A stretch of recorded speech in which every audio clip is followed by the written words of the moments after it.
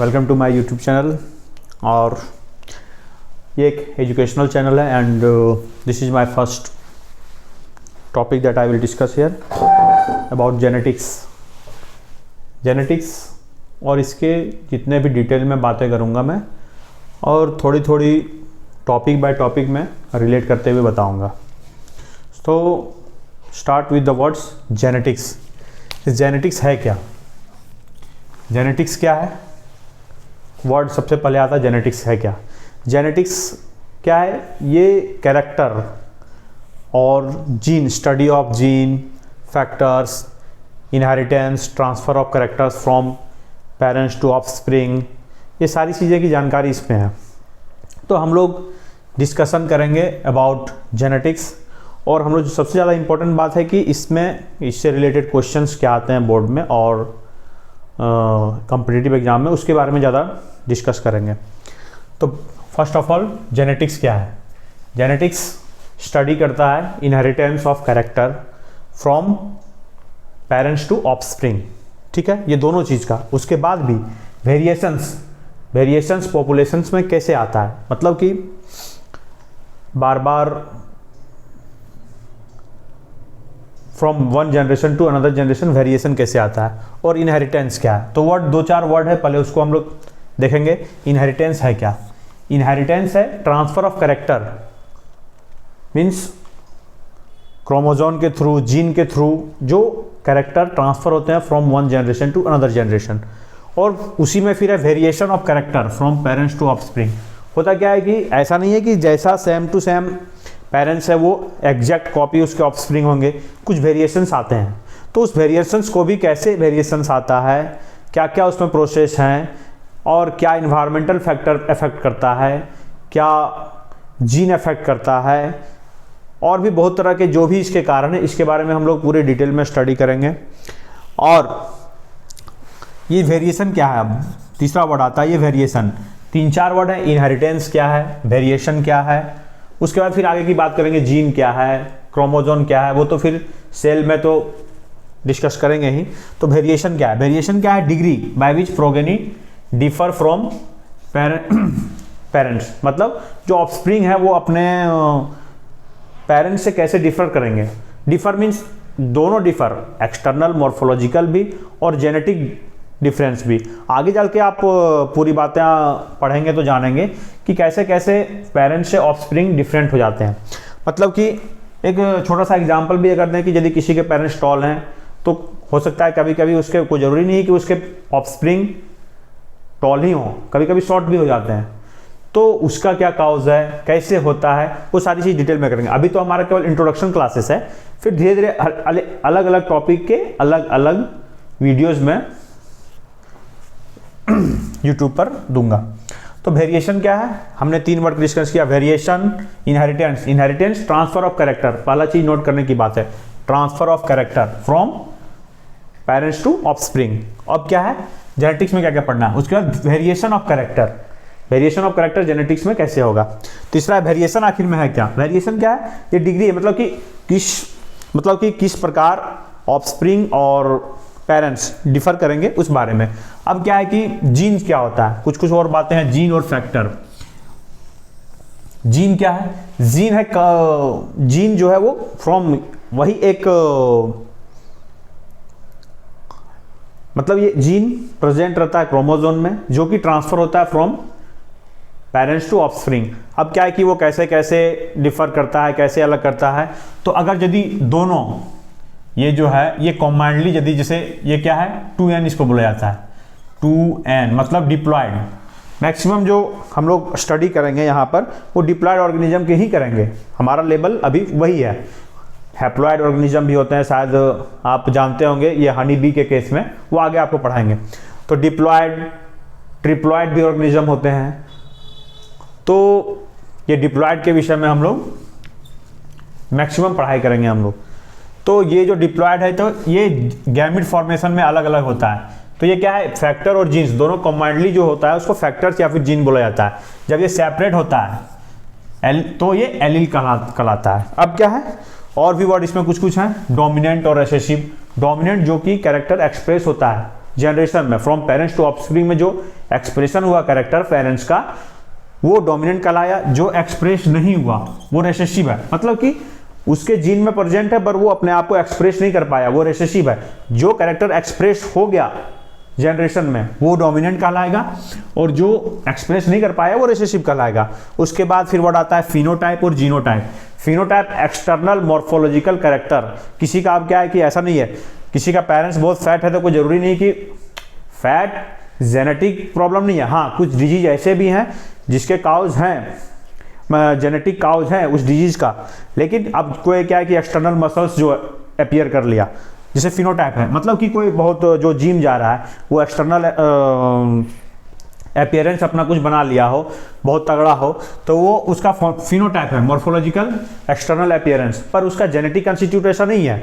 तो जीनोटाइप क्या है कि जो अंडर उसका जो जीन में प्रेजेंट है, क्या उसका है, जैसे कि IQ हो गया, वो जेनेटिक कंस्टिट्यूएंट होता है। आपने हाल में ही शायद देखा होगा, एक शाहरुख खान का जो बेटा है वो एक उस दोनों अपने माता पिता से भी अलग, वो क्या है कि वो टेस्ट ट्यूब बेबी ही है, तो उसमें अलग अलग जेनेटिक कंस्टिट्यूएंट उसमें डाले गए थे टेस्ट ट्यूब बेबी में, इस तरह से वो अपीयर हुआ एक अलग ही। जो उसका छोटा बेटा है, जो छोटा बच्चा ऐसा जो है उसको देखे होंगे, तो उस तरह का अभी मॉडर्न टेक्नोलॉजी बहुत सारा आ गया है कि अनेक अनेक जेनेटिक कंस्टिट्यूएंट को मिला करके और फिर एक हाइब्रिड तैयार किया जा सकता है। ये नॉट पहले तो एनिमल्स में इसको ट्राई किया गया था, तो ह्यूमंस में भी ऐसे होने लगे हैं। तो ये जेनेटिक कंस्टिट्यूएंट्स क्या है, जैसे IQ, मेन सबसे बड़ा है IQ, उसका अपीयरेंस कैसा होगा, और डिजीज रेसिस्टेंट मतलब कि कैसा उसका इम्यून सिस्टम होगा, वो जेनेटिक्स कंस्टिट्यूएंट है। अभी क्या है कि आगे भी हम लोग बहुत तरह का जेनेटिक डिजीज के बारे में, सिकल सेल एनीमिया और बहुत तरह का सिंड्रोम, टर्नर सिंड्रोम, क्लिनीफेंटर सिंड्रोम, ये सब आगे जाकर के हम लोग पढ़ेंगे, जो कि जेनेटिक कंस्टिट्यूएंट के कारण वैसा होता है। तो उसके बारे में हम लोग डिटेल में पढ़ेंगे। तो अभी क्या है कि आप इसमें टोटल 3-4 वर्ड आए जिसको आपको ध्यान में रखना है कि जेनेटिक्स है क्या, इसमें कौन कौन सा वर्ड है, इनहेरिटेंस है क्या, वेरिएशन क्या है, और एलील क्या है, फैक्टर क्या है, डोमिनेंट क्या है, रिसेसिव क्या है, फिनोटाइप क्या है, जीनोटाइप, मैंने इतना ही पढ़ाया। तो इतने वर्ड जो है इसको एक बार आप NCERT बुक से भी देख सकते हैं, और जो भी आपका सप्लीमेंट्री बुक होगा उसके बारे में भी देख सकते हैं। तो इस सब में कोई बहुत ज़्यादा क्वेश्चंस, वैसा क्वेश्चंस इसमें नहीं आएगा कि क्या, हाँ कभी कभी इसमें लोग कंफ्यूज करते हैं कि फैक्टर क्या है, जीन क्या है, एलील क्या है। ये कंफ्यूजन को दूर करना है कि जब ये गैमेट फॉर्मेशन जब होता है, तो ये जब ये सेपरेट होता है, तो जो एक होता है, एक फैक्टर जो होता है वो एलील कहलाता है। फैक्टर हमेशा कॉम्बाइंडली होता है, ठीक है। ये कंफ्यूजन की चीज़ें हैं जो कि हमने अभी क्लियर किया। इसके आगे फिर हम लोग आगे डिस्कस करते हैं और एक चीज़, जेनेटिक्स और मेंडल, ये तो रिलेशन आप लोग जानते ही हैं। तो इसके बाद का क्या है उसको अभी हम लोग डिस्कस करते हैं। इसमें कोई और सा वर्ड होगा तो आप कमेंट बॉक्स में बता सकते हैं यदि कुछ छूट जाए ऐसा डिस्कशन में, क्योंकि मैं अभी शुरू किया हूँ। ये हमारा ऐसा नहीं है, हमारा ये अपना टाइम थोड़ा सा बचा करके हमारा काम कुछ दूसरा है, बट थोड़ा सा क्या मतलब कि पढ़ा रहा हूँ लोगों को, ठीक है। तो देखा जाए, इसके आगे फिर हम लोग डिस्कस करते हैं। ओके ना,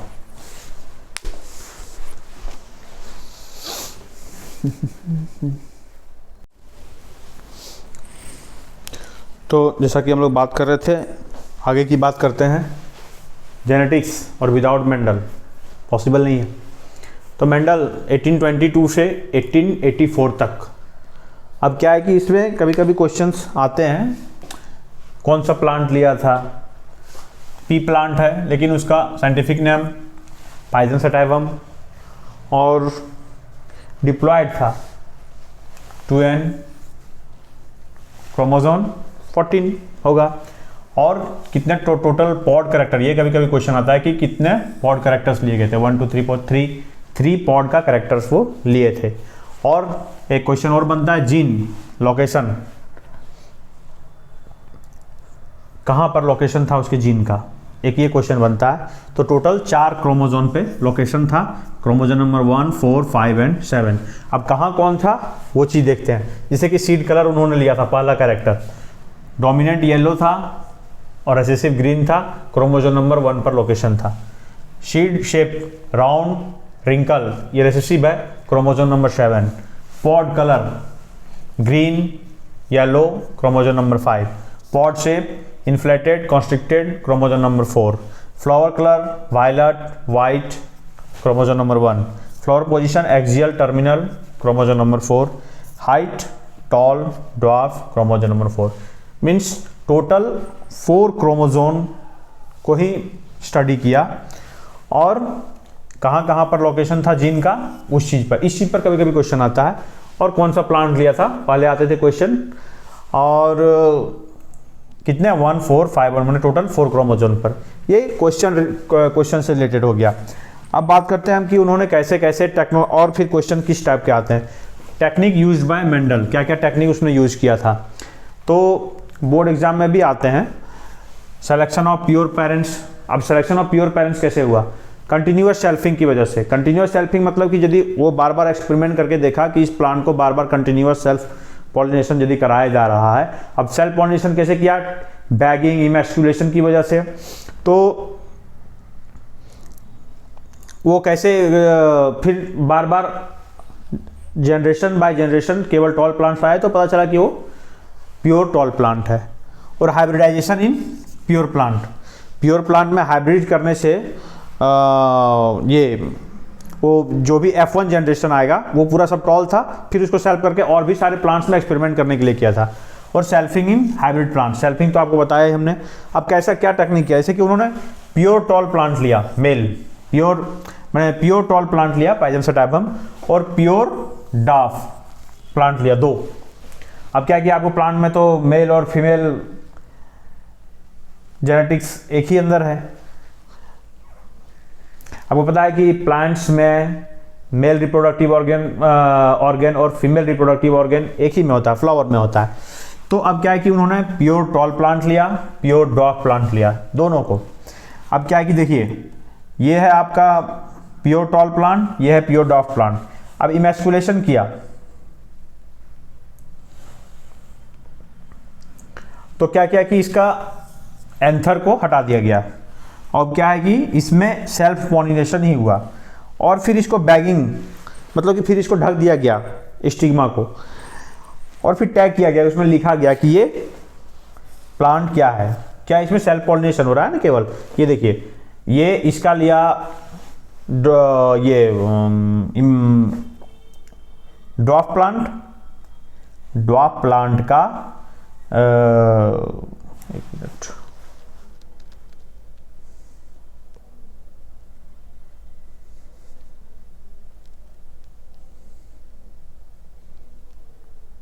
इसको फिर से बताते हैं। तो देखिए, टेक्निक क्या यूज किया गया Mendel, selection of pure plants. Selection of pure plants कैसे हुआ, सिलेक्शन ऑफ प्योर प्लांट्स हुआ कंटिन्यूअस सेल्फिंग की वजह से। कंटिन्यूअस सेल्फिंग मतलब सेल्फ पॉलिनेशन बार बार हुआ। आपको पता है कि मेल और फीमेल रिप्रोडक्टिव ऑर्गन फ्लावर ही होता है, कोई भी प्लांट्स का, कोई प्लांट्स का नहीं होता है, अलग अलग रिप्रोडक्टिव ऑर्गन भी हैं। तो और क्या, hybridization in pure plant. Pure plant में हाइब्रिडाइजेशन कैसे हुआ, तो हाइब्रिडाइजेशन कैसे होगा, जब तक कैरेक्टर का ट्रांसफर नहीं होगा एक दूसरे में तब तक हाइब्रिडाइजेशन नहीं आता। सेल्फिंग इन, और फिर हाइब्रिड से जो प्लांट्स आया उसमें फिर सेल्फ पॉलिनेशन कराया गया। जैसे कि देखिए, ये प्योर टॉल प्लांट लिया गया, प्योर टॉल प्लांट को लेने के बाद फिर क्या है, ये और प्योर डाफ प्लांट को लिया गया, इस दोनों के फ्लावर को लिया गया, इसका एंथर को हटा दिया गया, स्टिग्मा इसका है, किसका स्टिग्मा है, प्योर टॉल प्लांट का नहीं, प्योर डॉफ प्लांट का है। उसके बाद ये आया आपका, टैगिंग किया गया, इसको बैगिंग कर दिया गया, ताकि इसमें हाइब्रिड जनरेशन जो F1 जनरेशन आया वो पता चला कि सारा टॉल है, F1 जनरेशन सारे के सारे टॉल थे। अब उसको फिर सेल्फिंग किया गया तो फिर वो F2 जनरेशन आया। अब इसको कैसे कैसे उन्होंने किया, कैरेक्टर वाइज कैसे किया, उसका जेनेटिक कंस्टिट्यूएंट क्या हुआ, वो हम इसको इसके बाद फिर समझा करके बताएंगे। तो मतलब कि जो क्वेश्चंस के अनुसार क्या पूछा जा सकता है, पहला चीज कि कौन सा प्लांट यूज किया गया था, पी प्लांट है but scientific name pisum sativum, diploid plants है, क्रोमोसोम 14 मतलब 7 पेयर हैं। उसके बाद पॉड कैरेक्टर्स 3 है, जीन लोकेशन टोटल 4 क्रोमोसोम में था, 1, 4, 5 और 7। उसके बाद क्या है, कौन कौन से कैरेक्टर लिए उन्होंने वो आपके नोट्स में मिल जाएंगे। उसके बाद टेक्निक क्या यूज किया, selection of pure parents by continuous selfing, second hybridization in pure plant और सेल्फिंग इन हाइब्रिड प्लांट। इसका कैसे जेनेटिक रेशियो वगैरह आया ये हम इसके बाद अभी तुरंत डिस्कस करेंगे।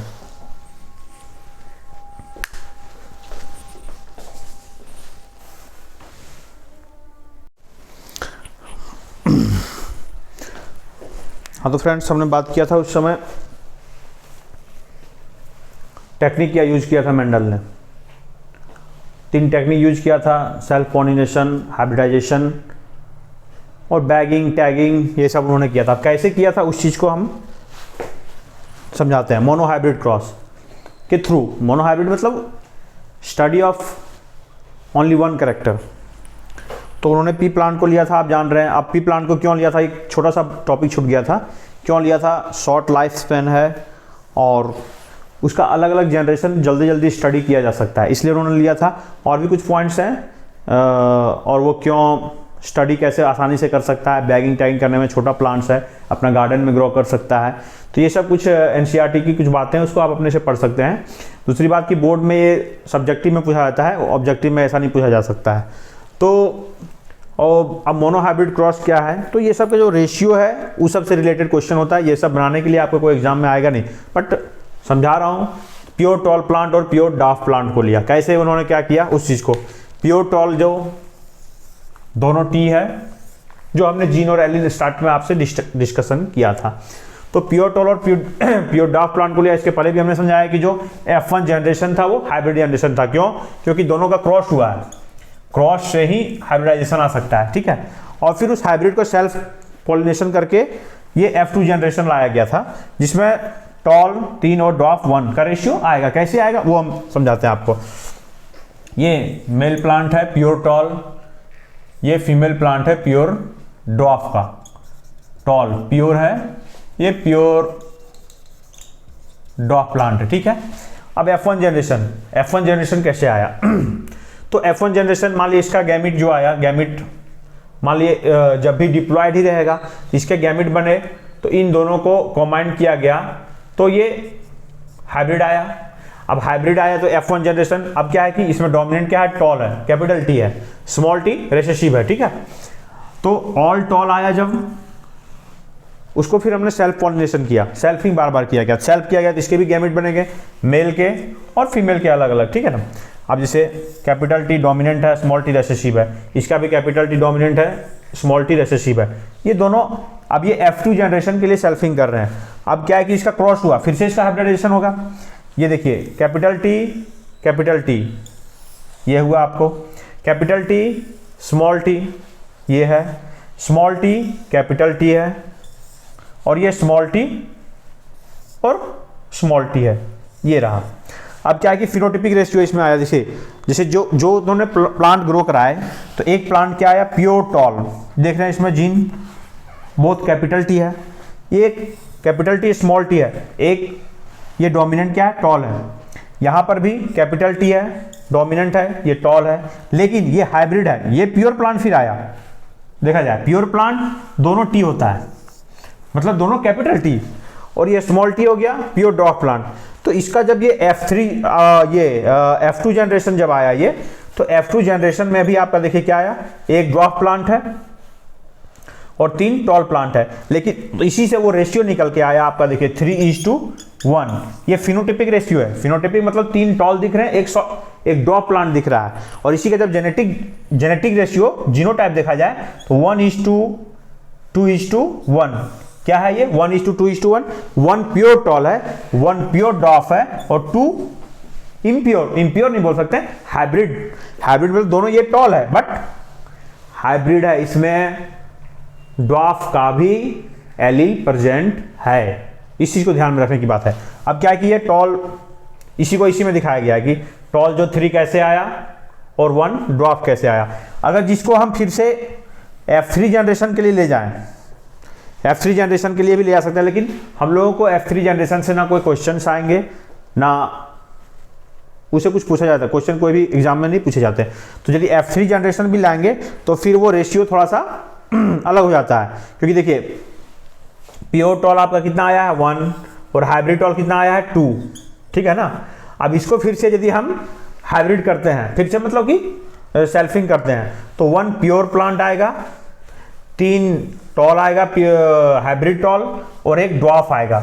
और फिर उसको यदि F3 जनरेशन के लिए आते हैं तो वो तो ऑल ड्वार्फ आएगा ही आएगा, क्योंकि वो प्योर ड्वार्फ उसमें आ चुका है। ये जो आया आपका स्मॉल टी, ये आप देख रहे हैं ना, जो 1 रेशियो आया ये, इसका फिर ये F2 जनरेशन है। इसी का यदि आप F3 करते हैं, F3 जनरेशन में ले जाएंगे तो इससे जो भी प्लांट्स बनेगा वो ड्वार्फ प्लांट ही बनेगा, नॉट टॉल, ठीक है। इसके आगे फिर हम लोग ये मोनोहाइब्रिड रेशियो से क्या क्या आया रिजल्ट, इस पर क्वेश्चंस आते हैं। तो इसका रिजल्ट्स क्या क्या है उस पर हम लोग अभी आगे डिस्कस करेंगे। और इसके बाद फिर डायहाइब्रिड क्रॉस है, डायहाइब्रिड 2 कैरेक्टर्स को लेकर के जो उन्होंने किया था, उससे फिर क्या रिजल्ट आया उसके विषय में। और एक चीज ध्यान रखने की बात है कि ये सारा जो क्रॉस है, एक्सेप्शन है कुछ जगह पर, नॉन डिसजंक्शन, इसको आगे हम लोग पढ़ेंगे, ठीक है। तो ये चीज जो है मोनोहाइब्रिड क्रॉस, इसमें ध्यान रखने की बात क्या है, कैसे क्रॉस कराया उसने। हमारा इसमें क्या याद रखना है मैन, ये रेशियो क्या आया है 3, ये फिनोटिपिक रेशियो है, और ये 1:2:1 जीनोटिपिक रेशियो है मैन, ये दोनों का ध्यान रखना है। ये तीनों टॉल आए थे, 1 ड्वार्फ आया था। इसका जेनेटिक मतलब ये प्योर टॉल और ये ड्वार्फ, ये चीज ध्यान रखना है इसमें कैसे क्रॉस करते हैं। इसके बाद फिर इसमें एक यूनिट स्क्वायर आएगा, उस चीज को, उससे क्वेश्चंस कभी कभी आते हैं तो उसको भी डिस्कस करेंगे। उसके बाद ये मोनोहाइब्रिड और डायहाइब्रिड, ये पूरा कंप्लीट कराने के बाद फिर एक वीडियो में केवल क्वेश्चन डिस्कशन होगा। ओके, फिर आगे देखते हैं।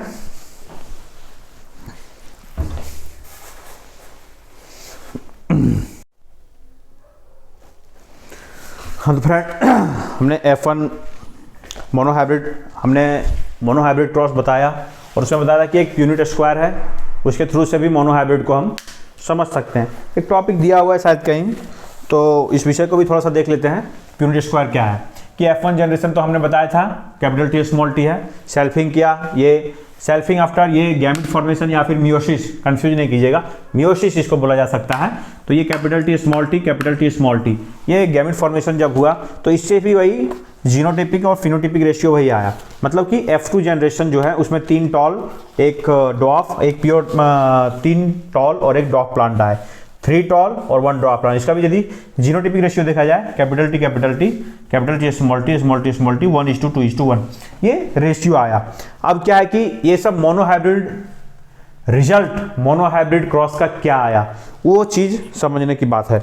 मोनोहाइब्रिड क्रॉस का क्या रिजल्ट आया, रिजल्ट ऑफ यूनिट फैक्टर। कुछ एनसीईआरटी की लाइन है जिसको हूबहू मैं देख करके पढ़ दे रहा हूं कि इससे क्या, कैसे ये रिजल्ट ऑफ यूनिट फैक्टर, ये तीन रिजल्ट आए, लॉ एक ही बना, ध्यान रखना है।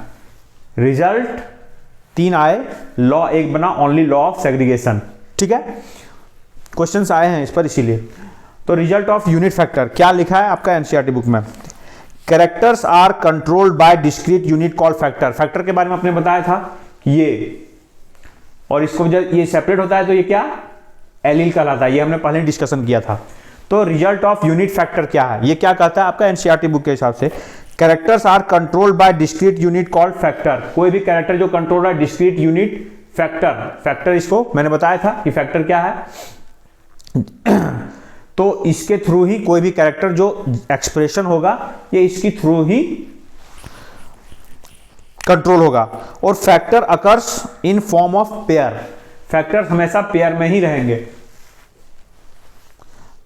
किसी भी मोनोहाइब्रिड किसी भी क्रॉस में फैक्टर हमेशा पेयर में रहेंगे। One factor come from male parents and second factor come from female parents.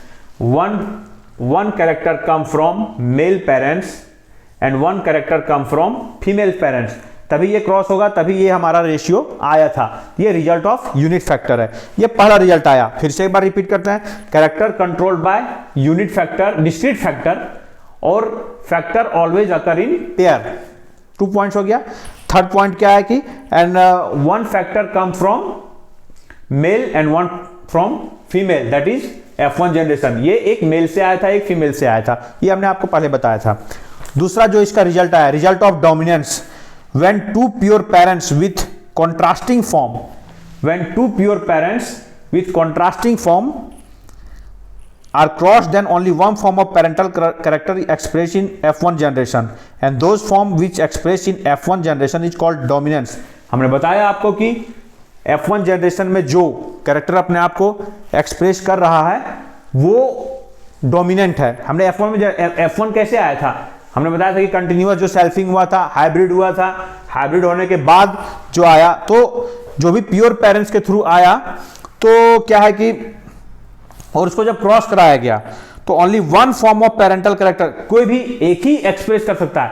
यदि हम वही ड्वार्फ प्लांट ही लेते, ड्वार्फ प्लांट को ही यदि डोमिनेंट लेते तो वो ड्वार्फ ही आता, नहीं, मतलब कि अगर यदि टॉल प्लांट को लिया गया तो जो हाइब्रिड होने के बाद जो F1 जनरेशन में कितना दिखाया गया, F1 जनरेशन में सारे टॉल प्लांट ही थे। अब क्या है कि F2 जनरेशन जो आया उसमें ड्वार्फ और टॉल दोनों आया। तो लॉ ऑफ डोमिनेंस क्या कहता है कि जो F1 जनरेशन में आया, हाइब्रिड जो आया, वो जो एक्सप्रेस किया अपना कैरेक्टर वही हुआ आपका डोमिनेंस। मतलब कि जो हाइब्रिड में जो कैरेक्टर शो हुआ F1 में टॉल, तो वो डोमिनेंस है, जो शो नहीं किया वो रिसेसिव है। और यही आपका फिनोटिपिक रेशियो को भी एक्सप्रेस करता है 3:1 को। 3:1 इट मींस 3 टॉल और 1 ड्वार्फ। ये क्या था, फिनोटिपिक रेशियो है कि हमारा 3 प्लांट जो टॉल दिख रहा है और 1 प्लांट ड्वार्फ दिख रहा है। लेकिन जीनोटिपिक रेशियो जब देखा गया 1:2:1। अब क्या है कि रिजल्ट ऑफ सेग्रीगेशन क्या है, ये रिजल्ट ऑफ सेग्रीगेशन क्या कहता है according to NCERT, alleles of a character do not blend with each other and both alleles get separated at the time of meiosis or gamete formation। it means ये जो character जो है ये जब भी गैमिट बनता है तो कभी ब्लेंड, मतलब एक दूसरे में मिक्स होकर ऐसा नहीं कि कुछ तीसरा निकाल देगा, समझ गया ना। तो ये है कि ये, और फिर जब गैमिट फॉर्मेशन होता है तो दोनों सेपरेट हो जाता है, ये टॉल ये टॉल। अब क्या है कि यदि ये मेल के प्योर टॉल है और फीमेल का यदि प्योर टॉल है तो प्योर टॉल प्लांट हो गया। यदि ये मेल का यदि ये ड्वार्फ प्लांट है और यदि उसका टॉल प्लांट है तो भी टॉल प्लांट होगा। अगर यदि ड्वार्फ और ड्वार्फ दोनों का, मेल और फीमेल का ये होता है तो ड्वार्फ प्लांट होगा। ये कैरेक्टर कभी एक साथ ब्लेंड नहीं हुआ, मतलब कि मिक्स नहीं हुआ। और जो कैरेक्टर जो है जो डोमिनेंट है वो डोमिनेंट शो किया। तो मतलब कि ये 3 बात आया, result of unit factor, result of dominance और result of segregation. Law only 1, result 3।